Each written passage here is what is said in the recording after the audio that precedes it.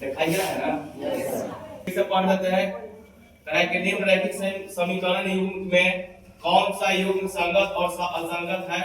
यदि संगत है तो उसको ग्राफीय विधि से हल कीजिए। तो पहले बता दिए कि संगत असंगत के लिए क्या नियम है। पहला a1 बटे a2 बराबर नहीं रहेगा b1 बटे b2, तो इसको हम क्या बोलते हैं? संगत बोलेंगे। दूसरा कंडीशन है a1 बटे a2 बराबर b1 बटे b2 बराबर नहीं रहेगा c1 बटे c2, इसको संगत बोलेंगे। ठीक है। तीसरा कंडीशन है कि a1 बटे a2 बराबर b1 बटे b2, सॉरी ये तीनों बराबर होता है। ठीक है ना। आई b1 बटे b2 अब बराबर नहीं रहेगा c1 बटे c2, ये असंगत होता है। ठीक है ना। तो हमको जांच करना है कि संगत या तो ई पर आ जाए रूल पे, या तो ई रूल पर आ जाए, तो उसको हम संगत बोलेंगे। ठीक है। और जो संगत आएगा उसको कह रहे हैं कि ग्राफ विधि से हल करेंगे। ठीक है। तो पहला क्वेश्चन हम ले रहे हैं। क्वेश्चन है कि x प्लस y बराबर 5। ठीक है। इसको लिखेंगे हम x प्लस y, इसको इधर लाएंगे तो माइनस हो जाएगा 5 बराबर 0। ठीक है।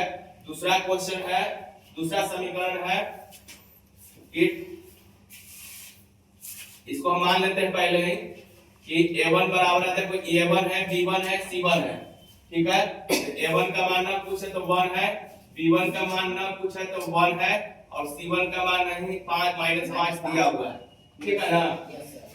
और दूसरा समीकरण है कि 2x प्लस 2y बराबर 10। देखो इसमें इससे छोटा कर देंगे, इसको कॉमन लेके छोटा कर देंगे। क्योंकि देखो 2 सभी में शामिल है, तो 2 हम कॉमन ले लिए, तो 2 कॉमन ले लिए तो कितना आ जाएगा?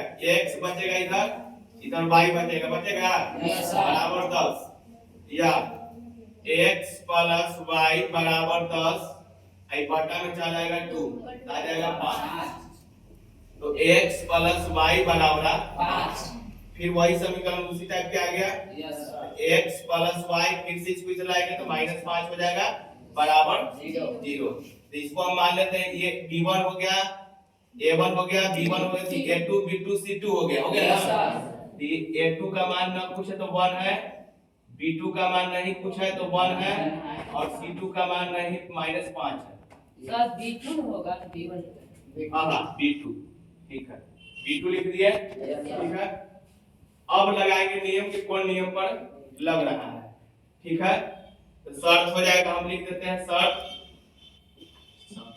यानी कि a1 बटे a2 बराबर b1 बटे b2 बराबर c1 बटे c2। ठीक है। तो a1 का मान कितना है? 1 बटे 1 हो जाएगा बराबर 1 बटे 1 बराबर माइनस 5 बटे माइनस 5 हो जाएगा। देखो तीनों है कि नहीं बराबर।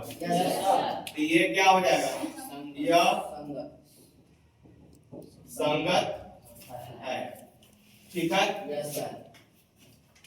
अब इसको ग्राफ बनाएंगे।